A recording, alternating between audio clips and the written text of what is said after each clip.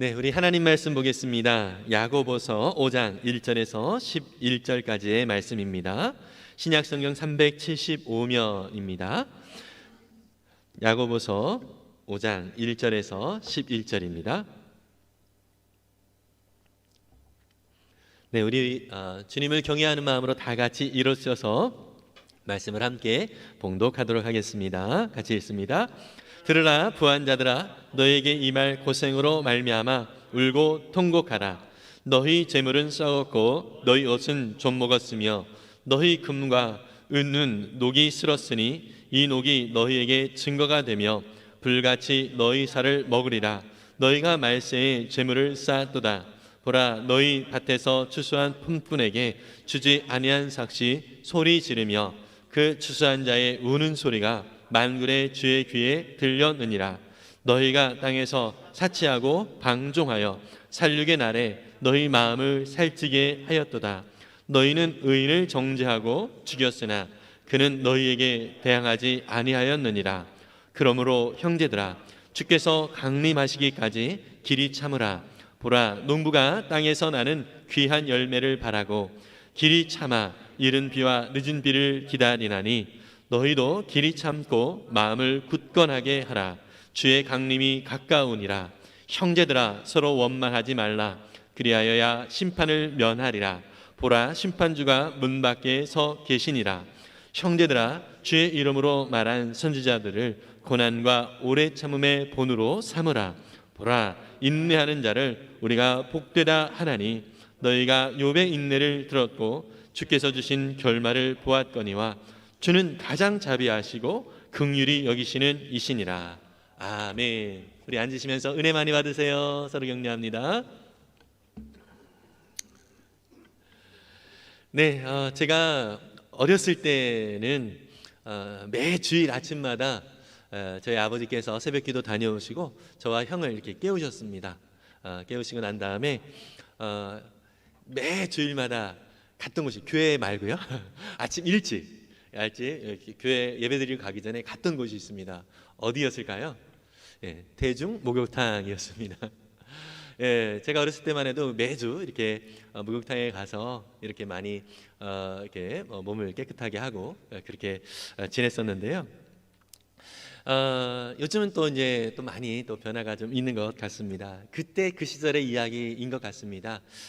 청파교회 김기성 목사님의 그 메시지를 잠깐 듣다가 그분이 이제 한 예화를 이렇게 하셨는데 이런 예화가 좀 있었습니다.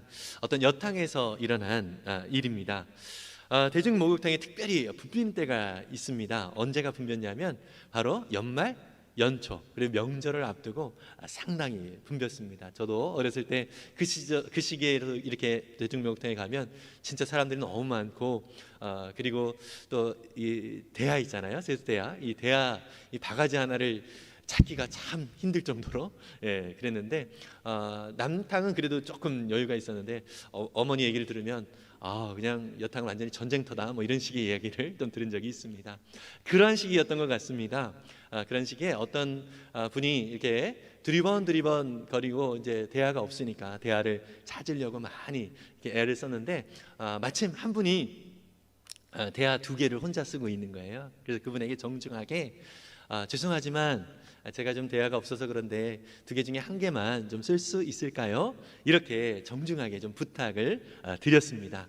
그런데 그 여자분이 아니 이건 내 권리인데 내가 내 마음대로 못합니까? 이것은 제가 필요해서 쓴 거니까 다른 데서 알아보세요. 이 이야기를 듣고 참 민망한 그런 마음에 구석에서 이제 목욕을 하고 이제 나가게 되었습니다. 근데 나가서 이제 옷을 이제 갈아입고 있는데 대야 2개를 쓰시는 분이 그분들 나오셔서 옷을 갈아입고 있는 그런 상황이었다고 합니다.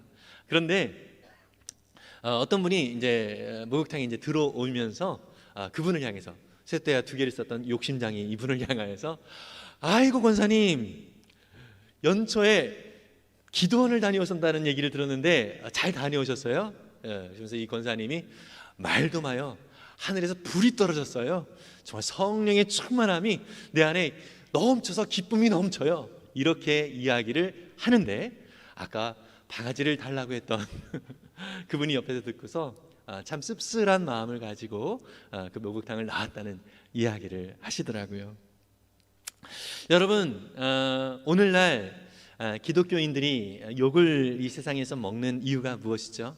바로 영적인 그러한 행동을 많이 예배도 드리고 또 기도도 많이 하고 또 많은 종교적인 행위들을 많이 하는 듯하지만 실제로 그들의 삶 속에서 이웃을 배려하고 또 하나님의 사랑을 나타내는 삶이 나타나지 않기 때문에 많은 손가락질을 기독교인들이 당하고 있는 것 같습니다. 여러분, 오늘 우리가 야고보서 마지막 5장을 읽었습니다. 특히 여러분, 야고보서는요, 주제가 행함이 없는 믿음은 죽음 믿음이다, 이렇게 주제를 가지고 있다라고 많이 알려져 있습니다. 그래서 행함이 우리 가운데 믿음을 보여주는 그러한 아주 중요한 요소다라는 것을 말씀을 해주고 있죠. 그런데 이 야고보서 이 자체만 보면 상당히 너무 행함만 강조하는 것이다라고 생각이 되어서 심지어 우리 종교 개혁자들 가운데서는 이 야고보서를 별로 쓸데없는 책이다, 뭐 이런 식으로까지, 그래서 지푸라기 복음이다, 뭐 이런 식으로 이야기를 하는 경우도 있기도 했습니다. 그러나 여러분, 로마서에서 오직 우리는 믿음으로 말미암아 구원을 얻습니다. 실제로 로마서가 얘기하는 주제가 바로 그거죠. 오직 구원을 얻는 유일한 방법은 믿음입니다. 이것은 우리가 확실하게 마음에 새겨야 됩니다. 믿으십니까? 오직 우리가 믿음으로 구원을 얻습니다. 그러나 우리의 믿음을 증명하는 것은 어떻게 증명을 하냐면 우리의 행함을 통해서 증명을 하게 된다는 것입니다. 여러분, 저는 아내를 사랑합니다. 그래서 아내를 향해서 당신을 사랑해요, 우리 연애할 때 정말 당신 사랑해요, 이렇게 사랑의 고백을 많이 하는데, 만약에 B라는 여인을 옆에다 놓고 당신도 사랑해요 이렇게 얘기를 한다면 이것은 진정한 사랑이 아닌 것이죠. 여러분, 하나님은요, 우리가 믿음이 있다라고 얘기를 하면서 정말 그 사랑의 마음, 또 이 믿음의 삶을 통하여서 이 믿음을 우리의 삶을 통하여서 보이기를 원하고 계시는 것입니다. 그래서 하나님은요, 이 세상에서 특별히 하나님보다 사람들이 더 사랑하는 무엇인가를 바라보면서 그것을 우상이라고 말씀하셨고, 또 그것을 추구하는 삶을 우상 숭배라고 이야기를 하십니다. 그런데 구약과 신약을 통틀어서 이 우상 숭배의 가장 핵심에 있는 것이 무엇이냐면 바로 돈이라고 하는 것을 말씀을 하고 있는 것을 우리는 성경을 통해서 확인할 수 있습니다. 특별히 오늘 우리가 읽은 야고보서에서도요, 특히 5장에서 부자들을 향한 경고를 하고 있습니다. 여러분, 부자가 잘못된 건 아니죠. 어떠한 부자냐라는 것이죠.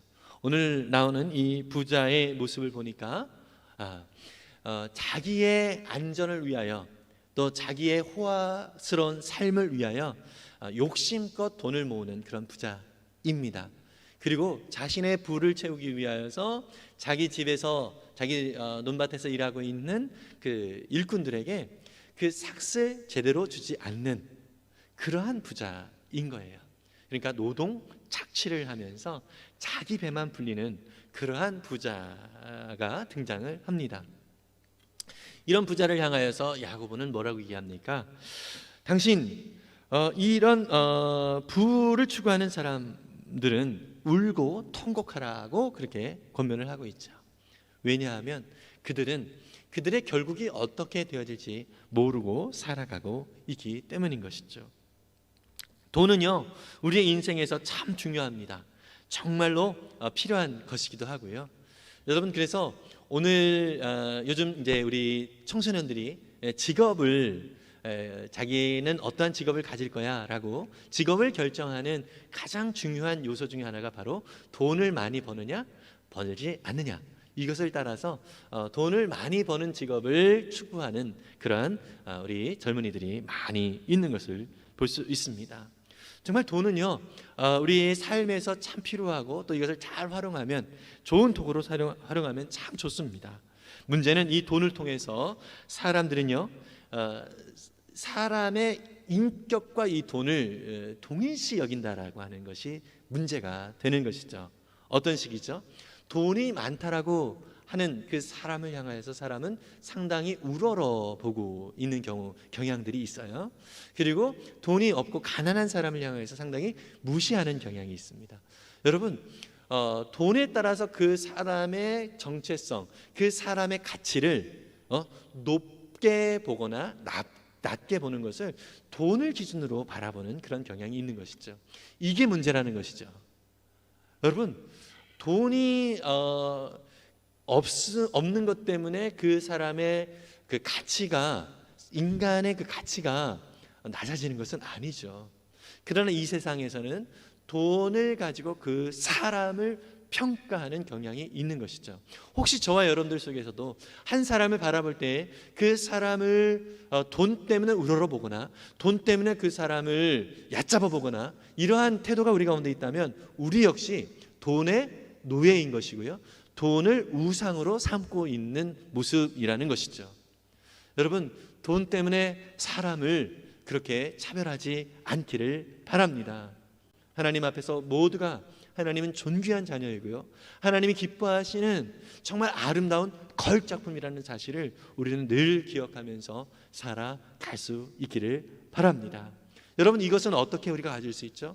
하나님과 함께 교제하면서 하나님의 은혜 가운데 우리가 늘 거할 때에 하나님 앞에서 한 사람 한 사람이 그 사람이 가진 것, 그 사람의 소유 때문에 그 사람을 바라보는 것이 아니라 그 사람이 하나님 앞에서 어떤 존재인지에 따라서 참 얼마나 소중한지 그 사람을 존귀하게 여길 수 있게 되는 것이죠. 지난 수요일에 가정 예배를 함께 하면서 저희 가족들에게 감사 제목을 저는 이렇게 나누면서 참 너무나도 감사하다는 이야기를 했습니다. 어떤 감사의 제목을 나눴냐면,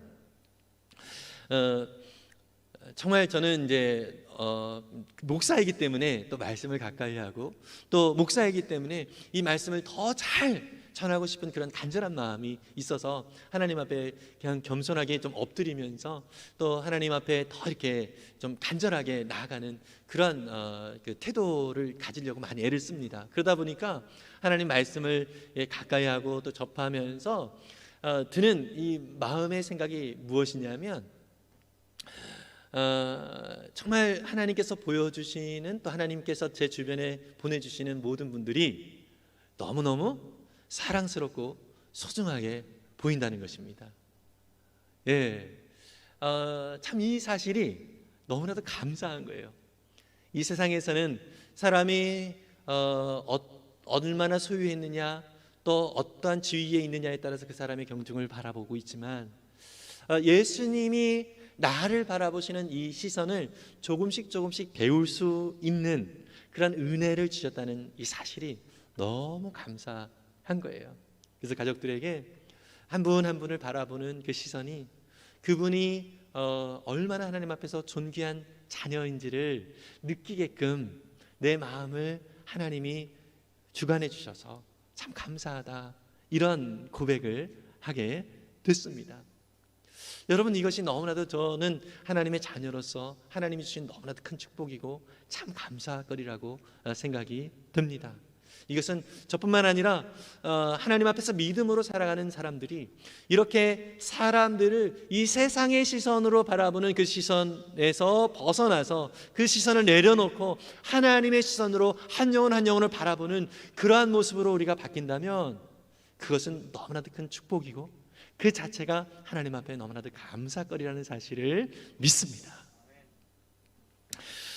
여러분, 이 세상은 하지만 돈 때문에 사람들을 판단하고 또 돈 때문에 그 사람들을 평가하는 모습들이 많이 있습니다. 심지어 이 돈 때문에 사람을 미워하고요, 그렇죠?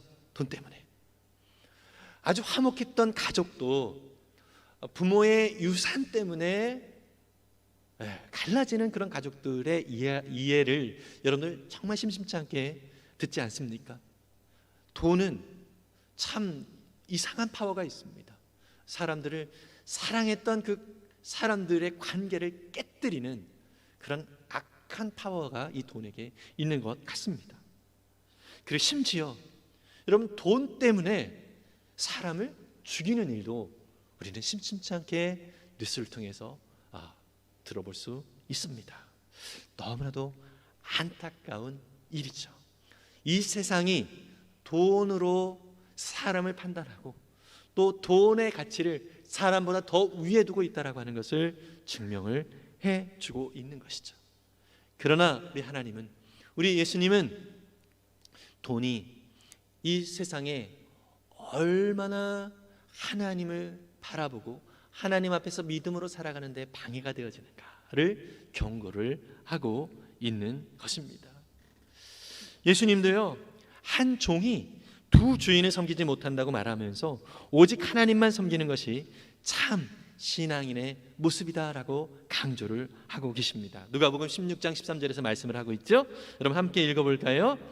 한 종이 두 주인을 섬기지 못한다. 그가 한쪽을 미워하고 다른 쪽을 사랑하거나 한쪽을 떠받들고 다른 쪽을 업신 여길 것이다. 너희는 하나님과 재물을 함께 섬길 수 없다. 아멘. 예수님이 바리새인들 앞에서 한 사람이 두 주인을 섬길 수 없다라고 얘기를 하면서 하나님과 돈을 말하자면 이 세상 사람들이 같은 위치로 바라보고 있고 둘 사이에서 경중을 따지고 있는 이 현실을 예수님이 말씀을 해주고 있는 것을 볼 수 있습니다. 이런 예수님의 말씀을 듣고 바리새인들은요, 예수님을 비웃었습니다. 이 바리새인들이 예수님을 하나님으로 인정하지 않는 이유가 바로 여기에 있었던 것이죠. 바로 다음 절인데요, 누가복음 16장 14절입니다. 함께 읽어볼까요? 돈을 좋아하는 바리새파 사람들이 이 모든 말씀을 듣고 나서 예수를 비웃었다.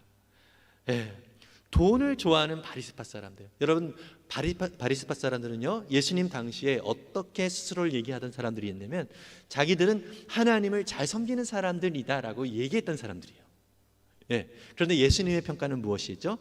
이들은 돈을 좋아하기 때문에 하나님을 사랑하지 않는 자들이다라고 예수님은 평가를 하고 있고요.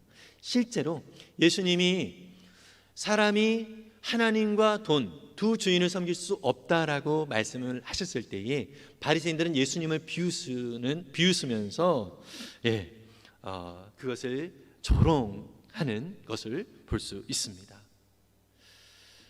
이 돈을 좋아하는 부자들의 특징, 여러분, 부자라고 해서 모두가 다 그런 건 아니지만 하나님과 상관없이 돈을 자기의 힘과 자기의 능력으로 자기의 소유로만 삼고 있는 이런 사람들의 특징이 바로 이것입니다. 하나님을 섬기는 데 있어서 이 돈 때문에 갈등이 나타나는 것을 볼 수 있어요. 예수님 앞에 왔던 부자 청년에게 예수님도 그랬잖아요. 너의 모든 재물을 다 팔아서 다 나누어주고 나를 따르라 그랬을 때 이 사람이 어떻게 했죠? 고민하다가 그냥 그 자리를 떠났습니다. 돈이 이만큼 하나님을, 우리 예수님을 섬기는 데 있어서 믿음의 사람들에게는 참 도움이 되지만 이 마음에 이 돈을 신으로 섬기는 사람들에게는 아주 큰 하나님을 섬기는데 갈등거리, 고민거리가 된다는 것입니다. 여러분, 이 사실을 우리는 오늘 말씀을 통하여서 다시 한번 확인하고 우리 심령에 정말 하나님을 내가 진정으로 사랑하고 있는지 아니면 돈을 사랑하고 있는 모습이 내 안에 있는지 한번 돌아볼 수 있기를 바랍니다. 여러분, 그래서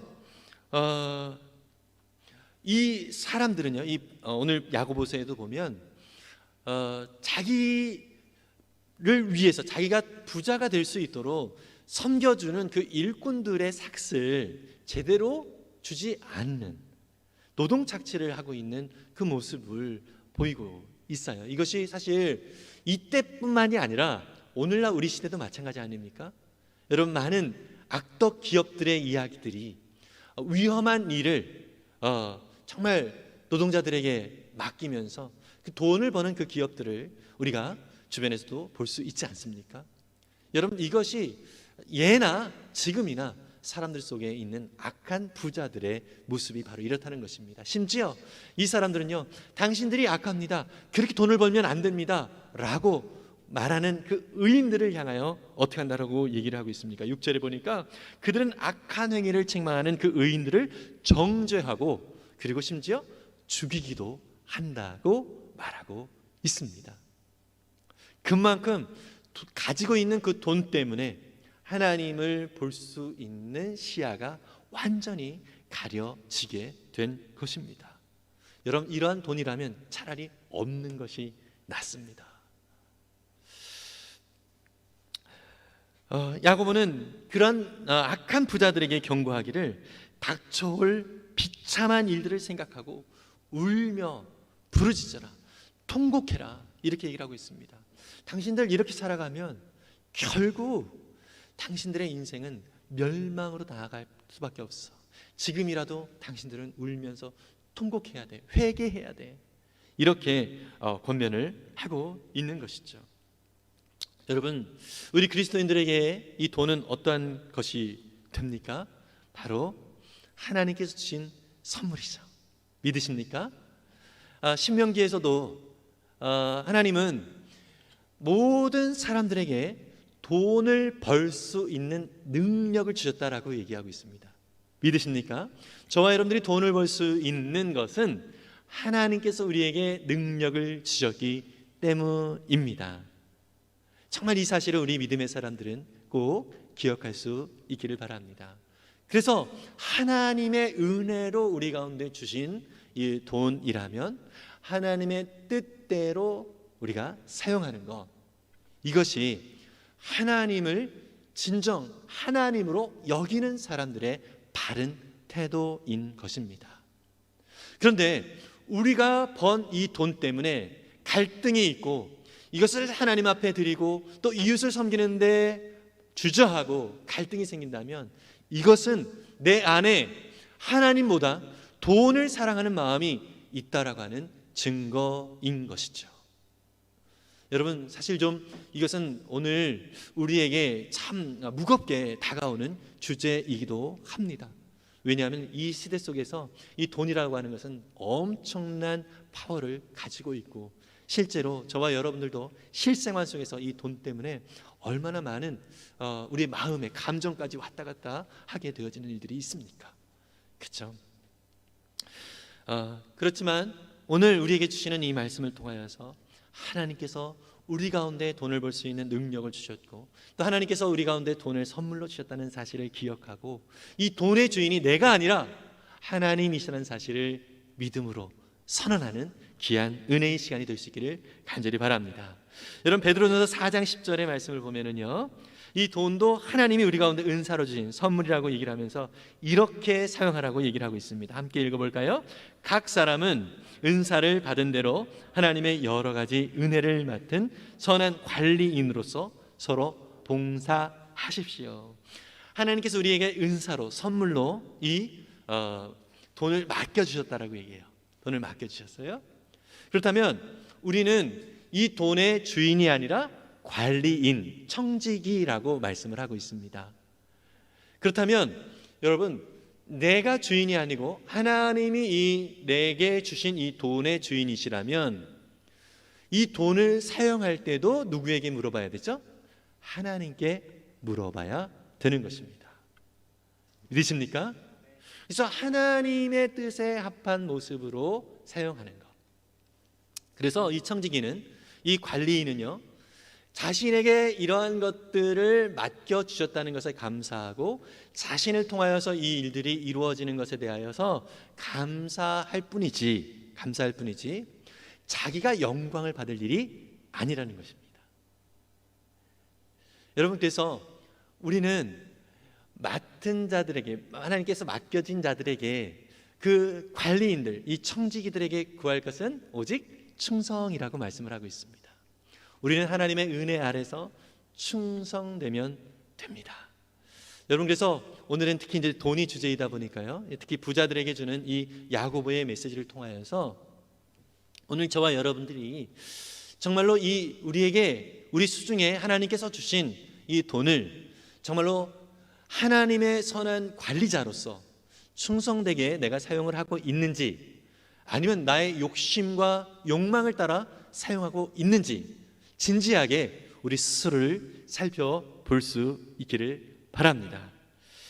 여러분, 이러한 시대 속에서 특히 우리가 믿음을 지키면서 살아가는 것이 쉽지가 않습니다. 아까도 말씀드렸지만 이 악한 부자에게 당신 그렇게 돈을 벌면 악한 것입니다라고 이야기하는 이 의인들을 향하여서 이 악한 부자는 어떻게 한다고요? 오히려 그들을 정죄하고 그리고 그들을 심지어 죽이기까지 했다라고 이야기를 하고 있습니다. 여러분, 오늘날 믿음으로 살아가는 저와 여러분들이 살아가는 이 삶이 바로 이러한 의인의 삶이 될 수 있는 것입니다. 그래서 오늘 7절부터는요, 이러한 시대 속에 살아가는 믿음의 사람들에게, 야고보서의 주제가 뭐라 그랬죠? 믿음은 행함으로 드러난다라는 것이죠. 그래서 그 행함에 대하여 강조를 하면서 우리에게 인내를 요구를 하고 있습니다. 이 시대 속에서 돈을 추구하면서 살아가는 이 사람들 주변에서 내가 살아갈 때에 사실 거기에 영향을 받을 당연히 영향을 받을 수밖에 없어요. 그렇죠? 그런데 그 속에서 내가 하나님의 사람으로 살아가는 것이 쉽지가 않습니다. 그렇기 때문에 우리에겐 뭐가 필요해요?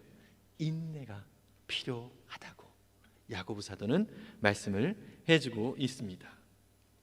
그러면서 야고보는요, 농부의 비유를 들고 있습니다. 농부가 씨를 뿌리고 농사를 지을 때에, 지금 오늘 씨를 뿌리고 또 밭을 갈고 또 씨를 뿌리고 또 이렇게 가꾸는데 내일 바로 열매를 맺을 걸 생각하는 농부가 없습니다. 그렇죠? 예, 시간이 지나고 또 그 사이에 어떤 일들이 있습니까?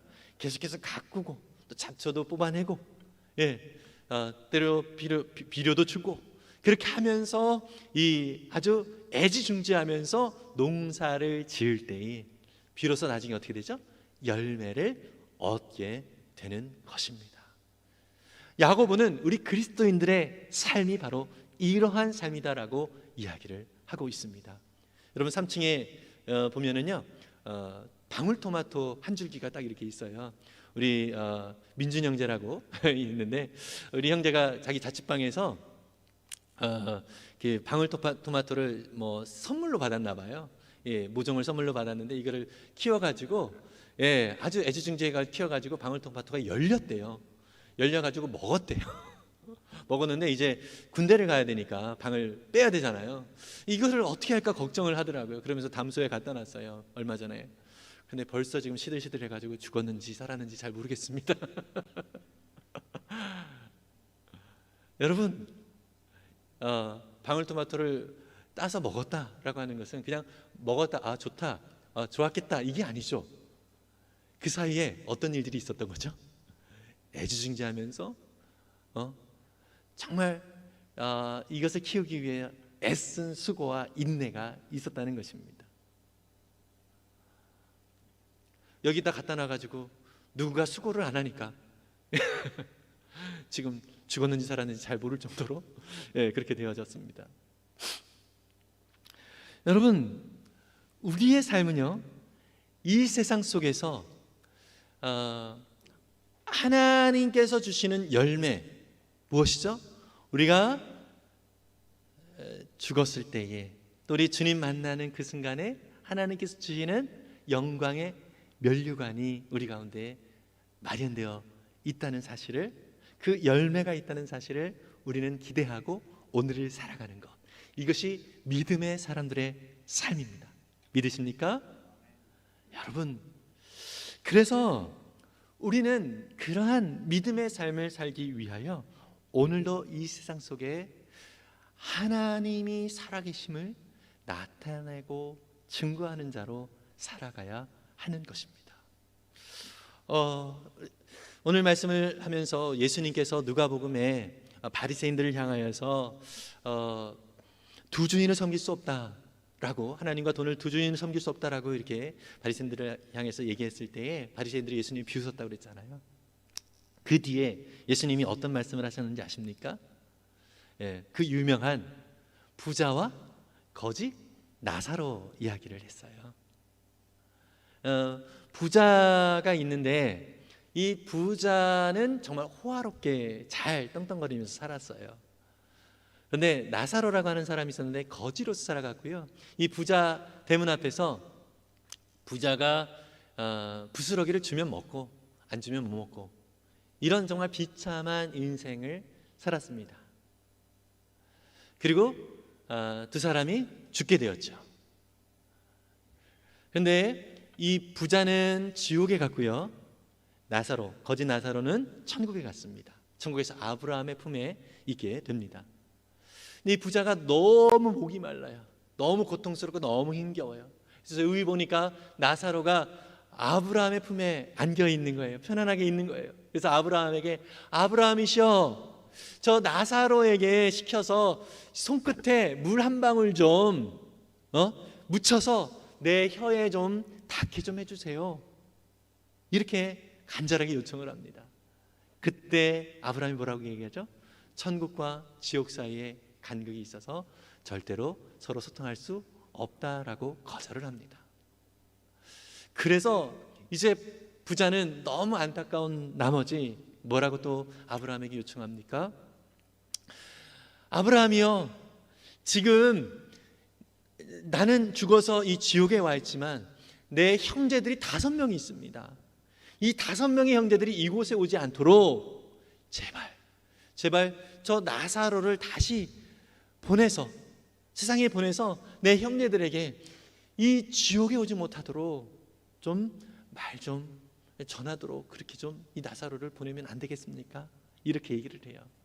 그때 아브라함이 뭐라고 얘기하죠? 이미 너도 그랬잖아. 모세와 예언자들을 이미 보냈다. 이게 무슨 얘기입니까? 성경이 있었다는 얘기예요. 성경을 통하여서 하나님의 율법과 또 하나님의 예언, 결국 인생의 끝이 있고 하나님 나라가 있음을 이미 예언자들을 통해서 말을 했고, 그렇기 때문에 이 나사로가 살아서 내려간다 할지라도 반응은 똑같을 것이다, 이렇게 이야기를 합니다. 여러분, 정말로 우리에게는 정말 100% 확실한 예언이 있죠. 어떤 예언입니까? 모든 사람이 죽게 된다는 것입니다. 그렇죠? 저도 그렇고 우리 모두는 다 죽습니다. 여러분, 죽으면 끝이다라고 이야기하는 세상에 많은 사람들이 있습니다. 그렇기 때문에 그들은 그냥 이 죽으면 끝이기 때문에 그냥 이 살아있는 동안에 그냥 최대한 많이 누리는 것이 목적인 거예요. 그죠? 그러나 여러분, 우리는요, 죽음이 끝이 아님을 압니다. 죽음 이후에 우리 주님 품에 안겨서 주님과 함께 이 땅 가운데서 우리 가운데 허락하신 은사들을 우리가 이렇게 활용했고 이렇게 누리게 되었다라고 감사로 나눌 그러한 일들이 있습니다. 다시 말해서 농부가 정말 경작을 하면서 인내하며 힘들었지만 결국 가을이 되어서 수확하면서 기쁨을 누리게 되는 것처럼 저와 여러분들이 이 땅 가운데서 살아가면서 때로는 세상 사람들이 누리지 못하는 방식, 세상 사람들이 누리는 방식으로 우리가 누리지 못한다 할지라도, 또 세상 사람들이 자기를 위하여 시간과 돈을 사용하는 그 모든 것들을 나는 못한다 할지라도 우리에게는 뭐가 있어요? 하나님의 아름다운 면류관이 예비되어져 있다는 것을 알고 있는 사람들입니다. 여러분, 그래서 우리는 이 세상 가운데서 정말로 이 영원한 하나님 나라가 있다라고 하는 것을 나타내고 증거하는 삶이 되어야 하는 것이고요. 그리고 한 가지 중요한 게 있죠. 여러분, 이 세상 사람들이 편안함을 누리지만 우리는 편안함이 아니라 평안을 누립니다. 예, 이 세상 사람들은 행운을 누리기를 기대합니다. 그러나 우리는 참된 행복을 누리게 되죠. 예, 이 세상 사람들은요, 쾌락을 얻기를 원해요. 즐거움을 얻기를 원하지만 우리는 하나님 주시는 참 기쁨이 있다는 것을 이 세상 가운데서 전할 수 있는 자들인 것입니다. 여러분, 그래서 우리가 죽으면 열매를 그런 면류관을 얻기도 하지만 이 세상 가운데서 편안 대신 평안이 무엇인지를, 그리고 쾌락 대신 기쁨이 무엇인지를, 행운 대신 행복이 무엇인지를 보여주는 자로 오늘 우리가 살아가고 있다는 사실을 믿으시기를 바랍니다. 그래서 인내와 이 고난이 우리 가운데 있다 할지라도 이것을 통하여서 우리는 더욱더 큰 기쁨과 하나님 주시는 아름다운 은혜들을 이 세상 가운데서 누릴 수 있게 되는 것이죠. 그래서 바울은 로마서 5장 3절에서 5절까지 이렇게 말하고 있습니다. 함께 읽어볼까요? 그뿐만 아니라 우리는 환난을 자랑합니다. 우리가 알기로 환난은 인내력을 낳고 인내력은 단련된 인격을 낳고 단련된 인격은 희망을 낳는 줄을 알고 있기 때문입니다. 이 희망은 우리를 실망시키지 않습니다. 하나님께서 우리에게 주신 성령을 통하여 그의 사랑을 우리 마음속에 부어 주셨기 때문입니다. 아멘. 여러분, 환난을 당하는 듯한 느낌이 들어요. 여러분, 실제로 우리가 경험해 본 분들도 많을 거예요. 특히 목자 목녀님들, 또 교회에서 또 교사로 또 여러 가지 알지 못 구석구석에서 정말 교회를 섬기시는 많은 분들이 있거든요.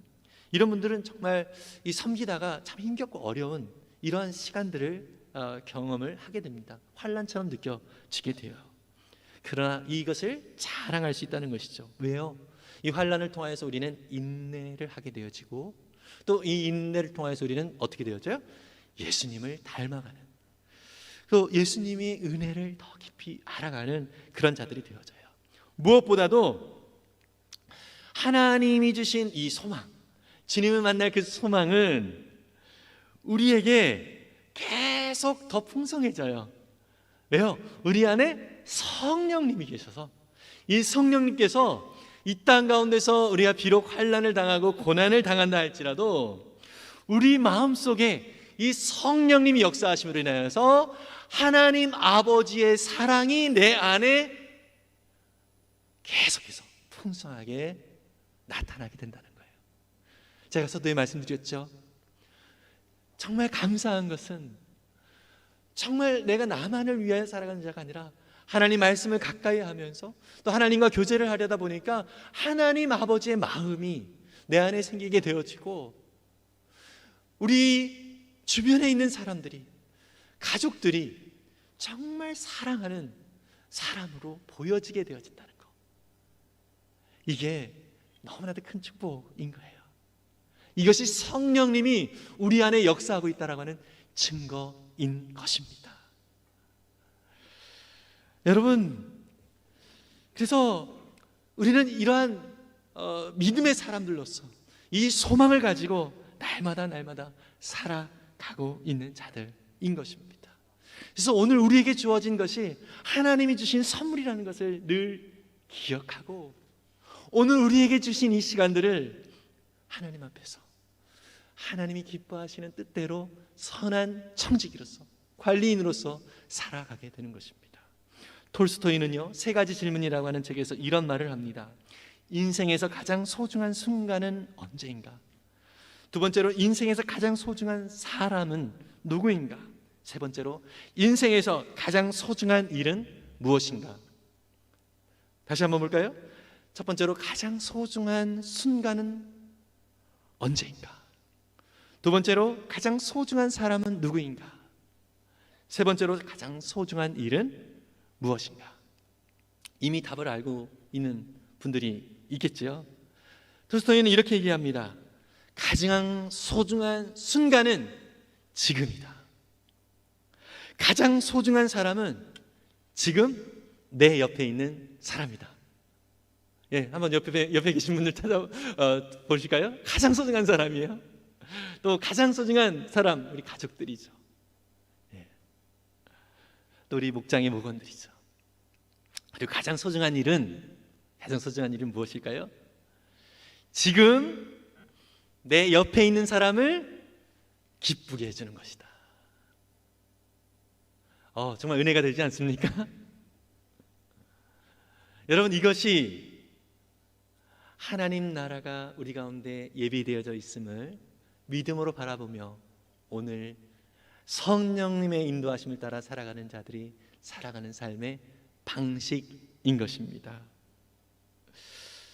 어떤 싱글 목장이 목장 MT를 가려고 준비하는데 우리 장로님들께서 잘 다녀오라고 돈을 지어 주시면서 그들을 격려하는 이 모습, 여러분, 이것이 바로 지금 내 옆에 있는 사람들을 즐겁게 해주는, 기쁘게 해주는 모습이죠.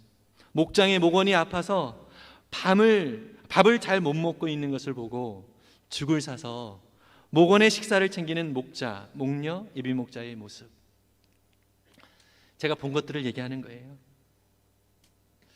사랑하는 가족들을 바라보면서 가족들을 격려하고 사랑한다고 고백하는 엄마, 아빠의 모습, 그리고 자녀들이 부모를 향하여서 사랑해요 라고 하는 그 아름다운 모습.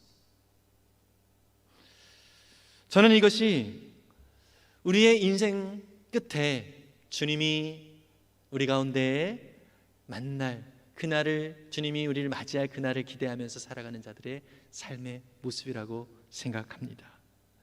또 이야기해 볼까요? 주일에 우리 사랑하는 성도들을 정말 사랑하는 마음으로 정성을 다해서 식사를 준비하는 분들의 모습, 어린 영혼이 하나님 앞에서 얼마나 사랑스러운 존재인지를 가르쳐주기 위해 사랑으로 우리 아이들을, 또 어린이들을, 청소년들을 섬기는 우리 선생님들의 모습, 성도들이 혹시 다칠까 염려가 되어 망가진 교회 기물을 손수 고치는 분들의 모습.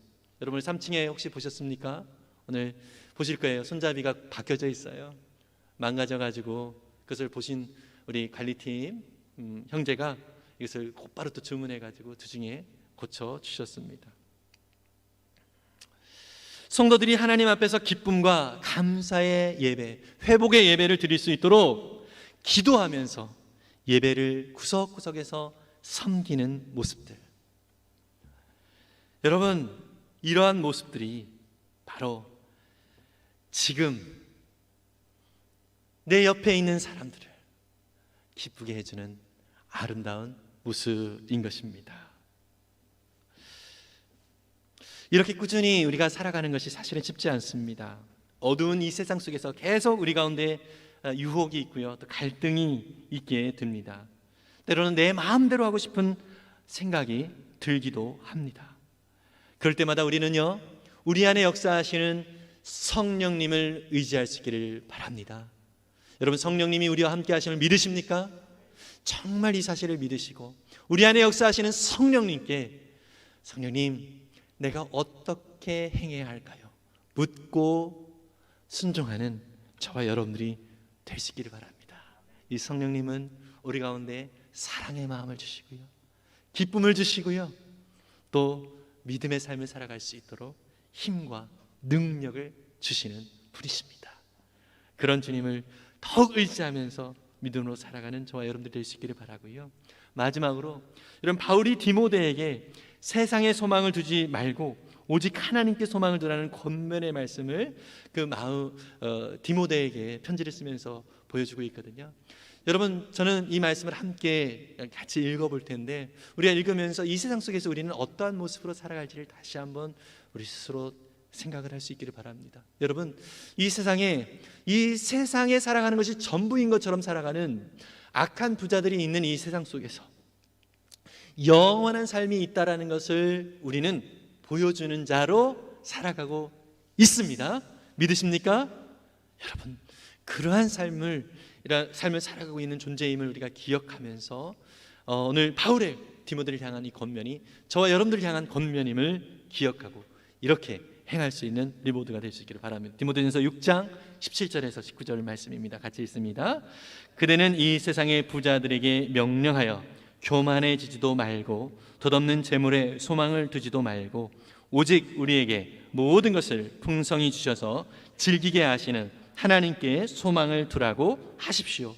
또 선을 행하고 좋은 일을 많이 하고 아낌없이 베풀고 즐겨 나누어 주라고 하십시오. 그렇게 하여 앞날을 위하여 든든한 기초를 스스로 쌓아서 참된 생명을 얻으라고 하십시오. 아멘. 여러분, 이러한 삶을 사람들에게 살아가라고 권면할 수 있는 삶으로 저와 여러분들의 삶이 오늘 주어져 있습니다. 여러분, 그래서 세상의 방식으로 똑같이 살아가면 이렇게 권면을 할 수 없습니다. 하나님이 정말 시퍼렇게 살아계신 분이시다 라고 하는 것을 우리의 삶을 통하여 온전히 드러내고 증거하는 귀한 믿음의 삶, 온전히 살아갈 수 있는 우리 모두가 될 수 있기를 간절히 바랍니다.